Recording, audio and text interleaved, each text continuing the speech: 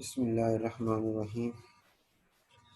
चूँकि हमारा last topic है चैप्टर नंबर 13 का अमाइनो एसिड्स के हवाले से। अमाइनो एसिड्स क्या होते हैं कि ये वो कंपाउंड्स हैं जिसमें अमाइनो ग्रुप भी मौजूद है और कार्बोक्सिलिक जो आपका एसिड ग्रुप है वो भी मौजूद है। जनरल फार्मूला ये लिखा हुआ कि इसमें अमाइनो ग्रुप भी है और कार्बोक्सिल ग्रुप भी है, तो इस वजह से इसको अमाइनो एसिड का नाम देते हैं। ये शॉर्ट क्वेश्चन में भी हो सकता है अमाइनो एसिड क्या होते हैं और इसका जनरल फार्मूला लिख दें, तो ये compound containing both amino and carboxyl group और जनरल फार्मूला ये है।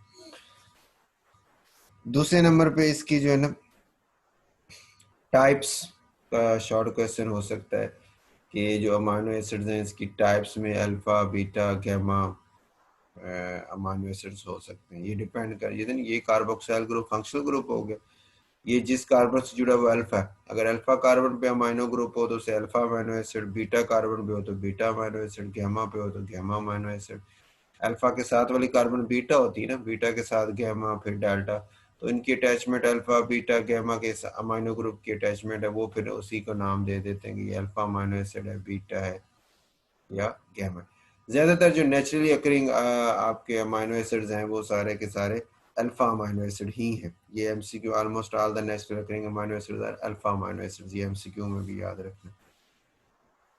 अच्छा, इसके बाद फिर इनकी दो टाइप्स हैं एसिडिटी और बेसिसिटी की बेस पे, कि वो अमाइनो एसिड जिनमें एक से ज्यादा कार्बोक्सिल ग्रुप लगे हैं उनको एसिडिक अमाइनो एसिड, और वो जिनमें एक से ज्यादा नाइट्रोजन या अमाइनो ग्रुप मौजूद है तो उनको बेसिक अमाइनो एसिड्स का नाम देते हैं। एग्जांपल भी आपने ये शॉर्ट क्वेश्चन में भी आ जाता है, एसिडिक अमाइनो एसिड क्या है एग्जांपल दें, बेसिक क्या एग्जांपल दें, ठीक होगा।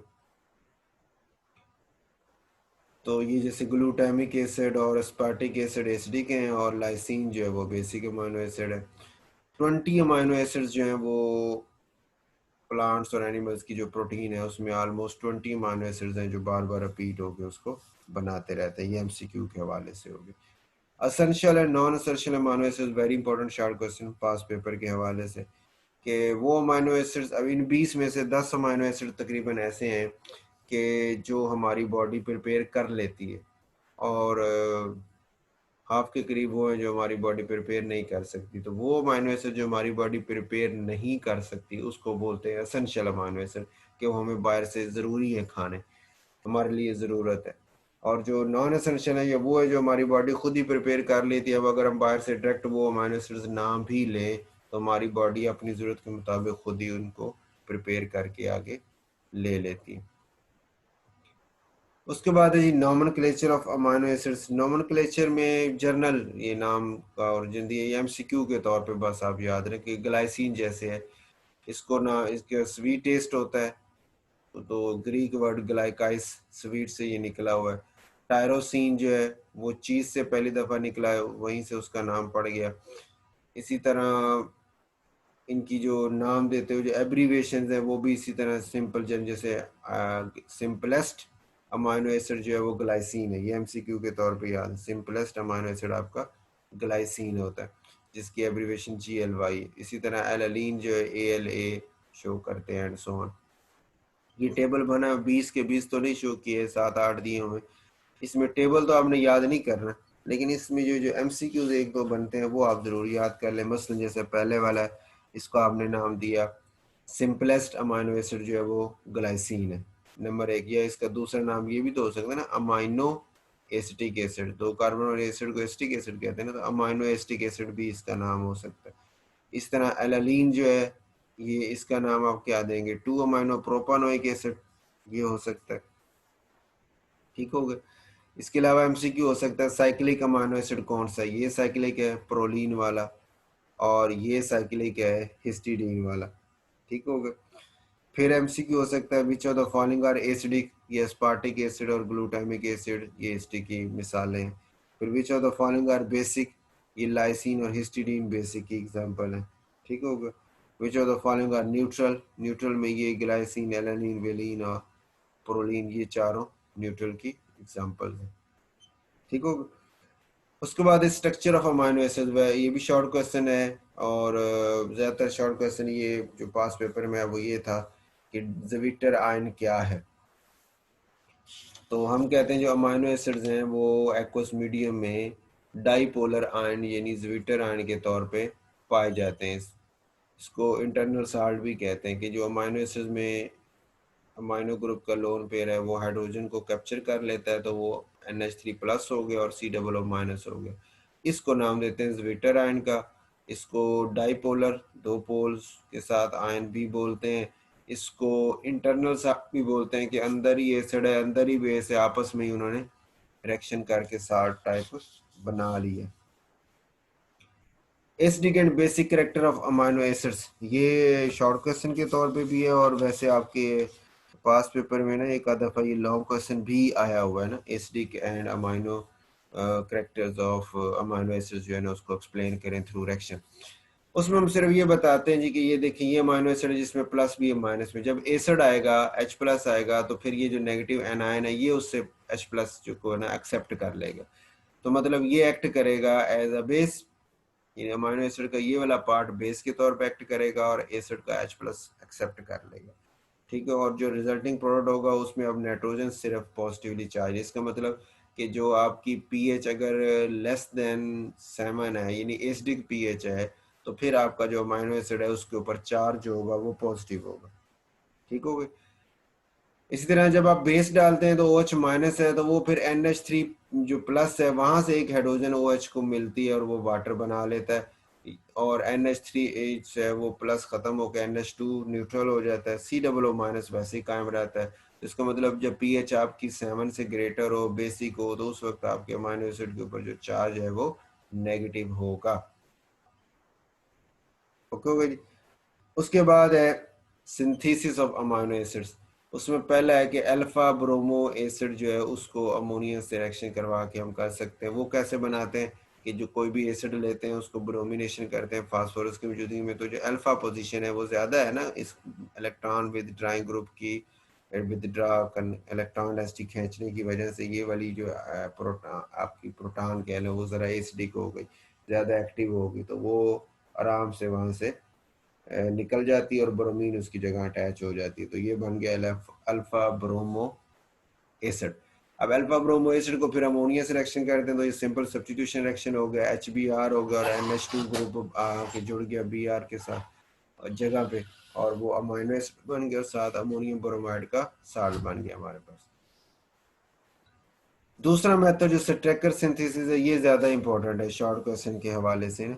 नेम्ड रिएक्शन है तो नेम की वजह से वो ज़्यादा टर पूछा जाता है कि स्ट्रेकर सिंथेसिस क्या है, उसके रिएक्शन लिख दें। तो एक ही ये इसका स्टेप, मतलब दो स्टेप में क्या है हो जाता है रिएक्शन। फर्स्ट स्टेप में क्या है कि अल्डिहाइड, HCN और अमोनिया तीनों को इकट्ठा यूज़ करते हैं और ये आपके पास अमोनियम अमाइनो या सियानो अमीन बना देते हैं। सियानो ग्रुप भी आ जाता है और अमाइनो ग्रुप भी आ जाता है। नेक्स्ट टाइम में हम इसकी हाइड्रोलिसिस करते हैं तो सियानो ग्रुप जो है वो आपको पता है कार्बोक्सिलिक एसिड जो ग्रुप है उसमें कन्वर्ट हो जाता है कार्बोक्साइल ग्रुप में, तो वो अमाइनो एसिड में बदल जाता है। ये शॉर्ट क्वेश्चन के हवाले से ज़रूर आपने तैयार करना है। उसके बाद है रिएक्शंस ऑफ अमाइनो एसिड्स में, ये तो प्रिपरेशन रिएक्शन में फर्स्ट है एस्टेरिफिकेशन। जिस तरह हम एसिड्स आपकी कार्बोक्सिलिक एसिड शो करते हैं उसी तरह ये भी अल्कोहल सिलेक्शन करे तो अमाइनो ग्रुप तो अनटच रहता है और कार्बोक्साइल ग्रुप जो है वो अल्कोहल सिलेक्शन करके एस्टर बना लेता है। रिएक्शन विद नाइट्रस एसिड के साथ अगर रिएक्शन करवाते हैं आप इसको, नाइट्रस एसिड से डायरेक्ट रिएक्शन तो नहीं होता क्योंकि वो स्टेबल नहीं होता, तो फिर हम क्या करते हैं सोडियम नाइट्राइट और HCl का ना मिक्सर लेते हैं, तो ये एट द स्पॉट आपस में रिएक्शन करते हैं, NaCl बन जाता है और HNO2 बन जाता है, वो फिर आगे रिएक्शन में हिस्सा ले लेता है। तो वो नाइट्रस एसिड जब रिएक्शन में हिस्सा लेता है तो वो इस पे अटैक करता है अमाइनो ग्रुप बल्कि उसके इंटरेक्शन करती है और जिसकी वजह से यहाँ पे OH ग्रुप आ जाता है, यानी हम अल्कोहल अमाइनो ग्रुप से अल्कोहल वाली साइड पे शिफ्ट हो जाते हैं। नाइट्रोजन गैस साथ निकलती है, साथ वाटर है। ठीक है, इसका नाम अगर यहाँ पे एक और एसिड हो तो आपका नाम उसमें आता था ना लैक्टिक एसिड ना, तो लैक्टिक एसिड का ये स्ट्रक्चर, अगर ये आर की जगह सिर्फ एक कार्बन CH3 आ जाए तो ये लैक्टिक एसिड है। उधर CH3 आ जाए आर की जगह तो उसका नाम एलालीन था अमाइनो एसिड में। तो अगर सवाल हो एलालीन से लैक्टिक एसिड बना दे तो सिंपल यही रिएक्शन आपने करना है। ठीक हो गई। टेस्ट ऑफ अमाइनो एसिड्स, निन हाइड्रोजन टेस्ट इंपॉर्टेंट है एमसीक्यूज के लिए भी और शॉर्ट क्वेश्चन के लिए भी कि इसका यूज़ क्या है। तो हम कहते हैं जो निन हाइड्रोजन है वो अमाइनो एसिड के साथ मिल के कंबाइन होके एक ब्लूइश वायलेट कलर देती है, प्रोडक्ट देती है, जिससे हमें अमाइनो एसिड्स को डिटेक्ट करना आसान हो जाए। तो निन हाइड्रोजन जो है वो यूज़ होती है अमाइनो एसिड्स को डिटेक्ट करने के लिए, और ज़्यादातर हम इसको यूज़ करते हैं पेपर क्रोमेटोग्राफी के अंदर। हम जब अमाइनो एसिड्स की सेपरेशन वगैरह करते हैं तो वहाँ पे इसको यूज़ किया जाता है। लास्ट टॉपिक है जी हमारा peptides and proteins. Amino acids का आपको पता है ये आपस में कंबाइन हो, जैसे ये दो अमाइनो एसिड्स को उन्होंने शो किया, एच और ओ एच वाटर बन के निकल गया और C double bond O N के साथ जुड़ के अमाइड लिंकेज बना दी। केमिस्ट्री में इसका नाम अमाइड है, लिंकेज का नाम, और यहाँ पे प्रोटीन के अंदर होने की वजह से उसका जनरल नाम पेप्टाइड बना दिया गया। ठीक हो गया। और दो अमाइनो एसिड जुड़ के ये जो यूनिट बना रहे हैं उसको डाई पेप्टाइड बोलते हैं। पास पेपर में शॉर्ट क्वेश्चन आया हुआ है, draw the structure for the formation of dipeptide. तो हमने डाई पेप्टाइड का ये रिएक्शन उसमें लिखना था। अच्छा, अब ये तो अमाइनो एसिड मिलते जाएंगे इस तरह, तो लंबी चेन्स बनती जाती हैं और इस तरह की कई पेप्टाइड लिंकेजेस बन जाती हैं। तो अगर इतने ज़्यादा अमाइनो एसिड मिल जाएं कि वो अप टू 10,000 तक हों तो उसका नाम पॉलीपेप्टाइड है। और अगर 10,000 से भी ऊपर उसकी मॉलिक्यूलर मास चली जाए उस प्रोटीन की, अमाइनो एसिड ये जुड़े हैं इतने, तो फिर उसको प्रोटीन कहते हैं। तो शॉर्ट क्वेश्चन ये भी हो सकता है पॉलीपेप्टाइड और प्रोटीन में क्या फ़र्क है। तो हम कहते हैं कि अमाइनो एसिड जुड़ते जाते हैं, अगर उसकी मास 10,000 तक हो तो फिर पॉलीपेप्टाइड और उससे ऊपर हो तो फिर प्रोटीन उसको नाम देते। ठीक हो गई। ये एमसीक्यू के तौर पे भी आपने ये याद रखना है 10,000 वाला पॉइंट। तो इधर से इसके क्वेश्चंस भी देख लेते हैं। एक्सरसाइज में आपका कोई नहीं, यहाँ जी क्वेश्चन बस ये जनरल आ गए, एक टाइप से alpha beta gamma amino acids आ गए, और उसके बाद आपके पास हैं अल्फा, ये एक्सरसाइज का सवाल, अल्फा अमाइनो एसिड्स क्या होते हैं, एसिडिक बेसिक और न्यूट्रल अमाइनो एसिड्स को एग्जांपल के साथ शो करें। और उसके बाद हमारे पास है ज़्विटर आयन क्या होता है, उसकी फार्मेशन और स्ट्रक्चर, ये एक्सरसाइज में सवाल है और पास पेपर में भी ये सवाल आया हुआ। स्टेकोसिंथेसिस इंपॉर्टेंट है शॉर्ट क्वेश्चन के हवाले से। पेप्टाइड लिंकेज क्या है, कैसे फॉर्म होती है, डाइपेप्टाइड का फार्मूला लिख दें, ये एक्सरसाइज का सवाल है। उसके बाद हमारे पास है जी पेप्टाइड्स क्या है, पॉलीपेप्टाइड क्या है, प्रोटीन्स क्या है, एक्सरसाइज का सवाल है। और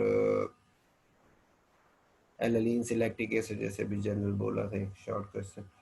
right a short note on acidic and basic character of an amino acids, उस पर ये आपका लॉन्ग क्वेश्चन भी हो सकता है।